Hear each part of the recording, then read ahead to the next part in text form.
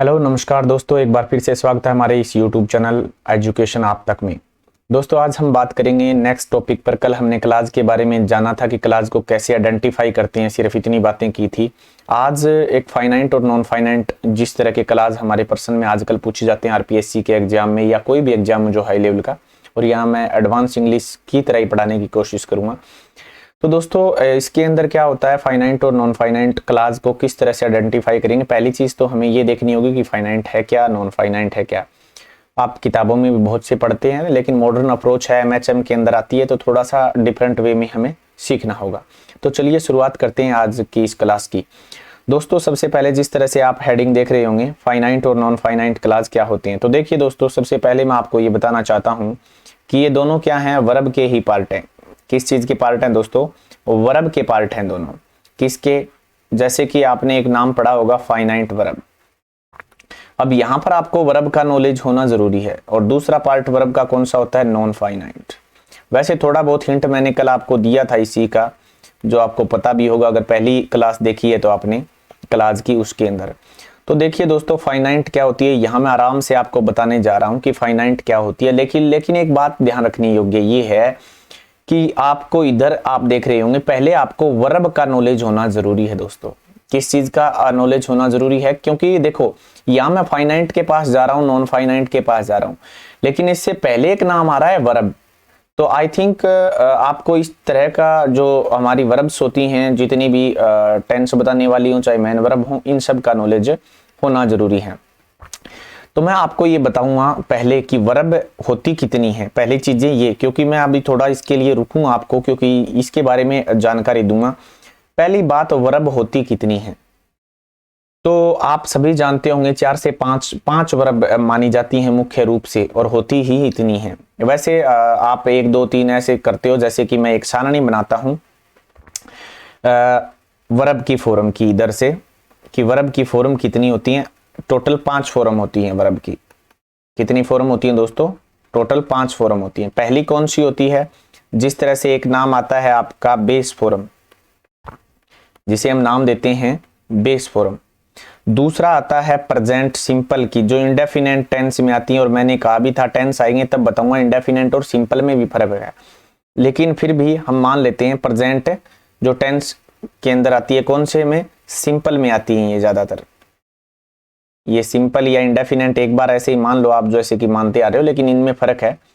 एक आती है पास्ट की, ये भी आपने पढ़ा होगा, और एक आती है पार्टिसिपल की, पार्टिसिपल।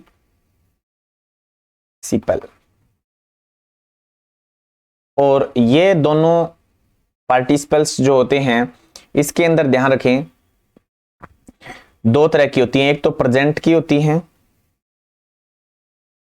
और एक होती हैं पास्ट की। अब हम देखेंगे बेस फॉर्म क्या होती हैं, जो आपके वर्ड मीनिंग आपके डिक्शनरी में छपे होते हैं। जैसे गो का मतलब जाना, रन का मतलब दौड़ना, ये जो भी हमारी होती हैं इन्हें बेस फॉर्म कहते हैं। और अगर आप इसके चिन्ह की बात करें तो इस तरह का इनका चिन्ह होता है, इस तरह का, ये जीरो सी लगी होती है, और ये जीरो ये रियल मीनिंग में। जैसे कि मैं एक यहाँ लिखता हूँ गो, तो ये बेस फॉर्म है, ठीक है दोस्तों। ये वी और ओ इसका चिन्ह है। अगर मैं और कलर में लिखना चाहूं तो इनको लिख सकते हैं, चलिए मैं और फॉर्म में लिख देता हूं। इसी तरह से इसी की फॉर्म प्रेजेंट सिंपल की, ये तो मान लीजिए आपने क्या लिखा इसके अंदर, एक आपने लिखा होगा गोज, यानी ये बेस फॉर्म हो गई। ये भी प्रेजेंट सिंपल में ही आती है दोनों, लेकिन मैंने बेस फॉर्म के रूप में लिखी है, ये होती है गोज। एक आपने पढ़ी होगी पास्ट के अंदर, ये जो आती है ये पास्ट के अंदर आती है वेंट। और एक आपने पढ़ी है लास्ट में गोइंग, ये प्रेजेंट पार्टिसिपल होती है। और ये भी आपने पढ़ी होगी गॉन। ये कुल मिलाकर अगर हम देखें दोस्तों, तो आप ज्यादातर अंग्रेजी भाषा के लोग यूज करते हैं इसी को, दोनों को फर्स्ट फॉर्म मानते हैं, लेकिन ये होती नहीं है। अक्सर ये 5वीं मानी जाती है। कौन सी मानी जाती है? ये 5वीं मानी जाती है। पहली ये हो गई, दूसरी ये हो गई सेकेंड फॉर्म पास्ट टेंस के अंदर, ये हो गई पार्टिसिपल जिसे हम कहते हैं चौथी फॉर्म। तीसरी कौन सी होती है? ये गॉन होती है। और चौथी ये हो गई, और 5वीं हो गई। देखिए दोस्तों, अब मैं आपको एक नई बात बता रहा हूं, अगर अच्छी लगे तो लाइक और सब्सक्राइब जरूर करें इस चैनल को, कि ये जो दोनों हैं ये तो पार्टिसिपल है, ये कोई टेंस नहीं बताएंगे। क्या नहीं बताएंगे दोस्तों? ये टेंस नहीं बताएंगे, ये ध्यान रख लेना, ये कभी टेंस नहीं बताते। टेंस तो नहीं बताते। और हम जब टेंस पढ़ते हैं तो हमें एक परिभाषा सिखाई जाती है कि टेंस बताने वाली ही वर्ब जो क्या होती है, जो मतलब वर्ब्स होती हैं वही हमें क्या बताती हैं, टेंस बताती हैं। तो ये दोनों तो टेंस बताती ही नहीं है। क्लियर बात हो गई। अब बताती टेंस कौन सा है, देखो ये सेकंड फॉर्म होती है तो हमें पता चल जाता है कि ये पास्ट टेंस है, सही है कि नहीं है। सेकंड फॉर्म होती है तो पता चल जाता है ना, क्या पता चल जाता है कि टेंस पास्ट है। और वाज वर जो भी हैं वो तो खैर हेल्पिंग वर्ब हैं, हमें मेन वर्ब से मैं आपको एक उसी में भी बताऊंगा आपको टेंस जिसके अंदर की फ्यूचर की क्या है, पास्ट की क्या है। देखो वाज वर भी पास्ट है। देखो मैं यहां लिख रहा हूं, एक बार आपको आज एक टेंस की नई चीज बता रहा हूं मैं कि टेंस दो ही होते हैं, तीन होते ही नहीं। फ्यूचर टेंस होता ही नहीं है, वो एक टाइम होता है। अब सुनो मेरी बात, क्यों होता है, क्योंकि देखो यहां प्रेजेंट की वर्ब है, यहां पर भी ये वर्ब कौन सी है, प्रेजेंट की है। नेक्स्ट गोज, जो आप ध्यान से देखना, ये गोज भी तो प्रेजेंट की वर्ब है कि नहीं है। ये जो पास्ट की वर्ब हो गई, तो मुझे बताओ फ्यूचर की वर्ब ही नहीं है और वर्ब ही हमें टेंस बताती है। तो फ्यूचर एक टाइम होता है, टेंस नहीं होता मूल रूप से। अब देखो आप सोचोगे कि और तो और भी होती हैं, तो देखो अगर कंटिन्यू में जाओगे तो आप इज एम आर देखोगे, ये भी तो प्रेजेंट के ही हैं। अगर आप देखोगे वाजवर तो ये पास्ट के हैं। मुझे एक बात बताइए, फ्यूचर का कहां है, जो अगर हम देखें वाजवर, जैसे कि वाज और मैं यहां डब्ल्यू आर वर, इसको वेयर बोलते हैं सही रूप से, तो वाज और वर आपने पढ़ता होगे, लेकिन यहां फ्यूचर की कहां है, फ्यूचर की है ही नहीं, आपको मिलेगी नहीं। इधर से आप देखोगे तो है जो दिख जाएगा, है जो, बाकी मैं क्लियर करूंगा आपको जब वर्ब का टॉपिक आएगा। यहां हेड मिल जाएगा। अब मुझे बताओ आगे कुछ बचा ही नहीं है, आगे कुछ बचा ही नहीं है। तो ये क्या है, ये पास्ट की है और ये प्रेजेंट की है। और इधर आओगे तो ये तो पार्टिसिपल हो गए, ये इसमें भी आता है और ये इसमें भी आता है। प्रेजेंट में भी इसी के साथ थर्ड फॉर्म आती है और इसी के साथ आती है, यहां पर भी इसके साथ चौथी आती है और इसके साथ भी चौथी फॉर्म आती है। तो मुझे बताइए फ्यूचर की क्या है। अब आपके मन में आएगा तो सेल विल क्या बीमारी है, ये सेल विल भी तो है, ये फ्यूचर की है ना। ये बताइए मुझे, ये जो सेल विल हैं ये क्या है, ये भी तो प्रेजेंट ही फॉर्म है, ये फ्यूचर फॉर्म है ही नहीं। इनकी फ्यूचर इनकी पास्ट ही होती है। सेल विल की क्या होती है, वुड होती है कि नहीं होती। और सेल की अगर कुछ मान लेते हो आप शुड, वैसे सलाह के लिए मॉडल के रूप में यूज होती हैं। ये मॉडल है, वर्ब है ही नहीं, रियल में मॉडल है। मॉडल यानी मूड बताते हैं ये तो। और इनके साथ भी बेस फॉर्म आती है, हमें इनसे ये टाइम बताती हैं न कि टेंस। ध्यान रखें टाइम और टेंस में भी फर्क है। मेरा भाई कल आ रहा है, अब बताओ टाइम कब है, मैं बता तो अभी रहा हूं, भाई आएगा कब, कल आ रहा है। तो टेंस कौन सा हो गया, प्रेजेंट, और आने का काम कब होगा, फ्यूचर में। तो बताइए टाइम और टेंस में फर्क है कि नहीं है, बिल्कुल है। तो इस बात को हमें ध्यान रखना होगा। आपको ये बेस फॉर्म पता चली होंगी, मैं एक बार दोबारा से आपको ये बातें बताना चाहता हूं।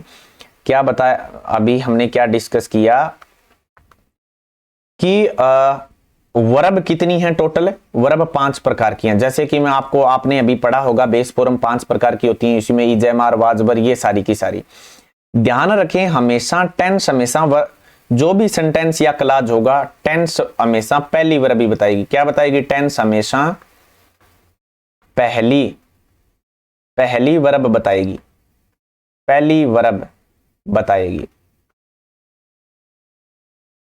तो मुझे ये बताइए अगर पहली वर्ब बताएगी तो वो कौन सी हो सकती है, वो हेल्पिंग वर्ब भी हो सकती है, वो मेन वर्ब भी हो सकती है, और तो कुछ होगा ही नहीं, और कुछ होगा ही नहीं। और मैंने पिछली वीडियो में जिक्र किया था कि हमेशा अगर 5 वर्ब हैं एक सेंटेंस या क्लाज में, कितनी आ सकती हैं, क्लाज के अंदर 5 आ सकती हैं, ज्यादा से ज्यादा, इससे ज्यादा वर्ब नहीं आएंगी। तो पहली हमेशा हेल्पिंग होगी और लास्ट हमेशा मेन वर्ब होगी। और याद रख लेना दोस्तों, लास्ट मेन वर्ब होती है, लास्ट एक क्लाज के अंदर लास्ट ही मेन वर्ब होगी। और हमेशा, कोई जरूरी नहीं है पहली हो, लास्ट हमेशा होगी। अब वो एक ही है तो भी वो लास्ट ही कहलाएगी ना। जैसे मैंने ये लिख दिया, ही प्लेज फुटबॉल, मैंने ये वाक्य लिख दिया मान के चलो, तो मुझे बताइए ये पहली मान लो और चाहे लास्ट मान लो, है तो एक ही वर्ब है, एक ही है। तो प्रेजेंट सिंपल टेंस शो करती है कि नहीं, ये टेंस बता रही है कि नहीं बता रही। अब हमारा उत्तर मिल गया। क्या उत्तर मिला कि जो हम पढ़ रहे थे, क्या पढ़ रहे थे हम अभी, हम पढ़ रहे थे कि फाइनाइट क्या होती है। अब सुनो इसका उत्तर यहां मिलेगा आपको, फाइनाइट क्या होती है। एक मैं आपको उदाहरण देता हूं, जैसे कि मान लो एक भैंस है, इस खूंटे के बंधी हुई है। फाइनाइट का मतलब होता है सीमित। ये भैंस है, अब आपने ये सांकड़ है इतनी लंबी, अब भैंस ये मुझे ये बताइए, इससे ज्यादा दूर जा सकती है क्या? ये ज्यादा से ज्यादा इधर इधर ऐसे ऐसे घूम सकती है, लेकिन एक निश्चित मात्रा होगी, इस सांकड़ की जितनी लंबाई है वो यहां घूम सकती है, इससे ज्यादा नहीं होगी। ये मतलब हो गया भैंस फाइनाइट होगी, यहां भैंस बंध गई। तो मुझे ये बताओ, ही के साथ पले बंध गया कि नहीं बंध गया?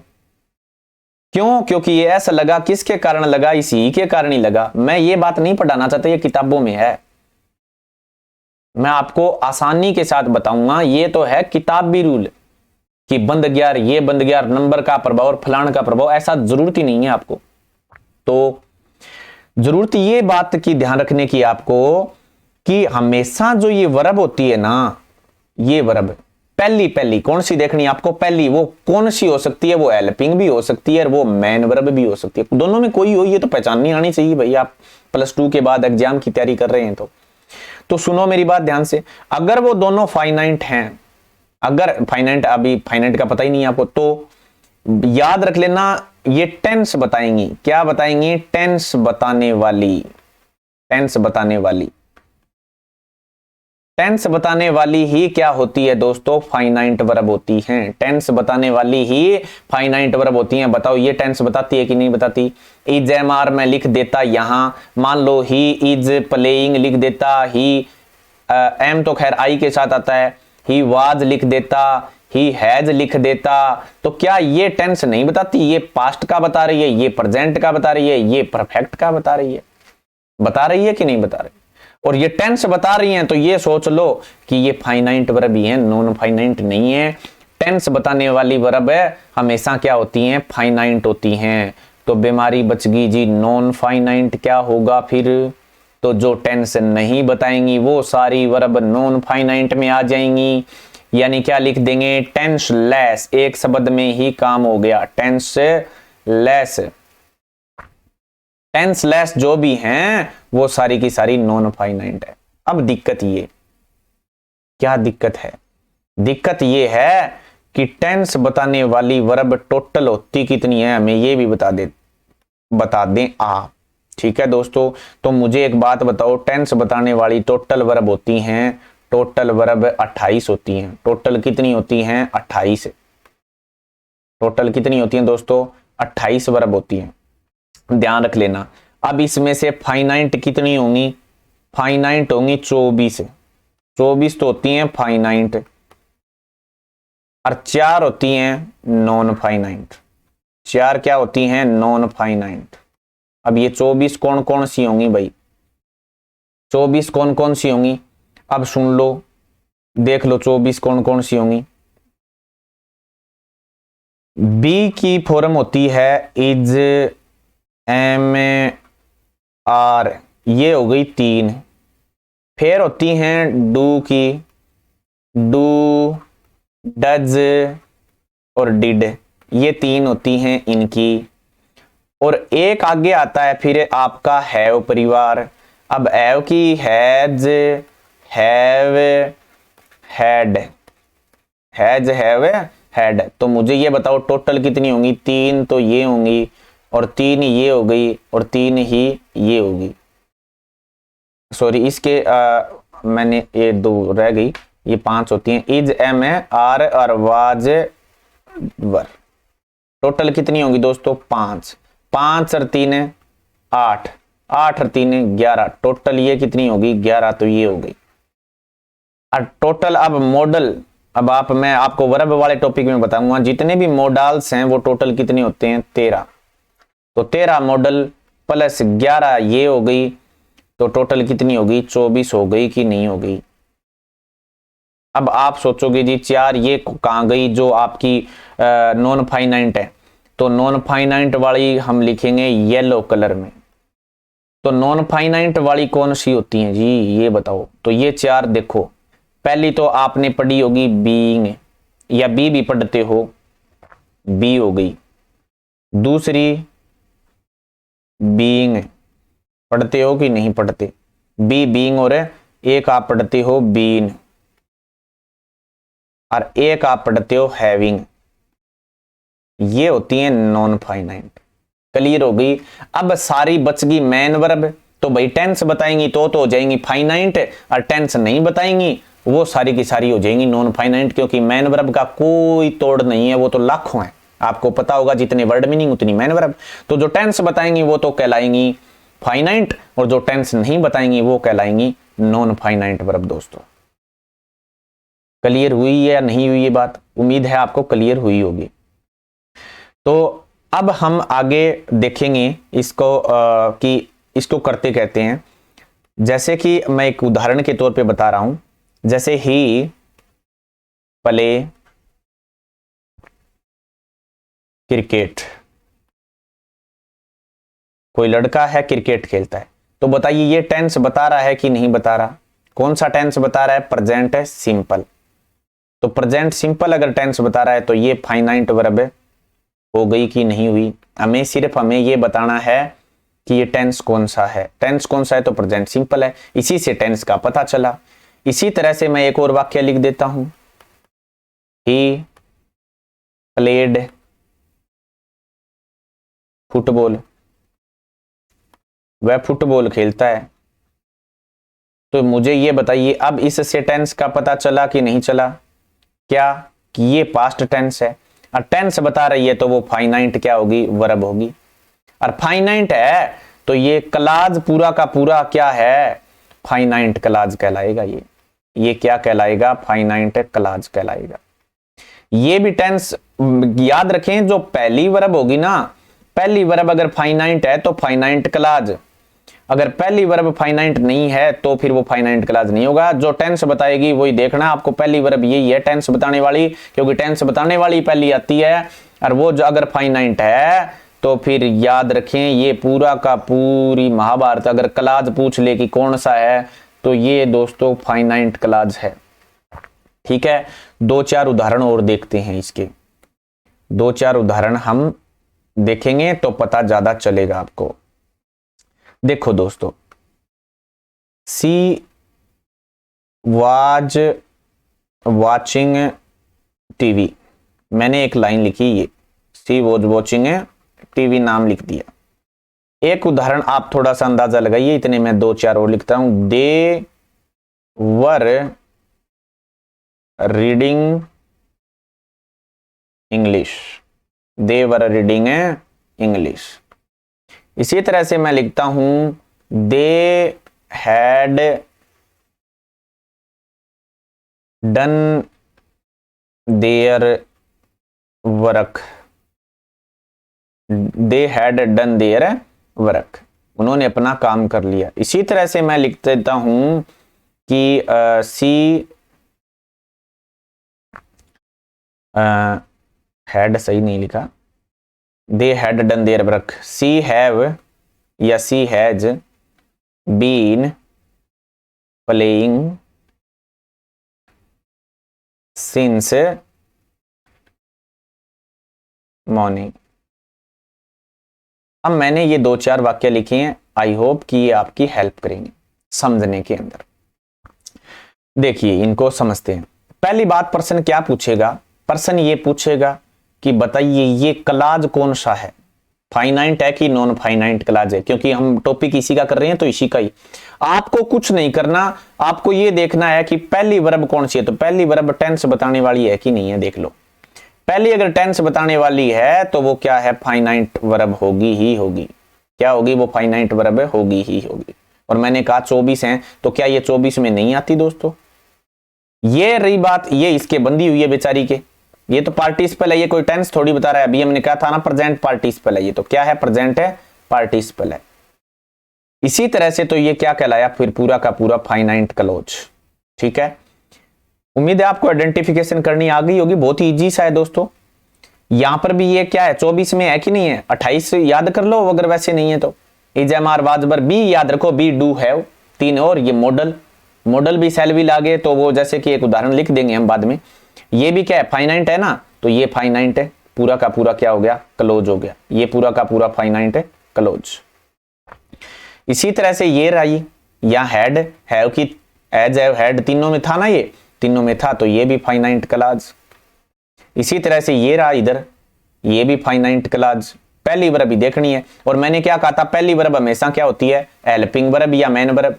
मेन वर्ब लास्ट होती है, ऐसे याद रखो। पहली वर्ब हेल्पिंग होती है, तो देखो इसमें हेल्पिंग वर्ब है कि नहीं है।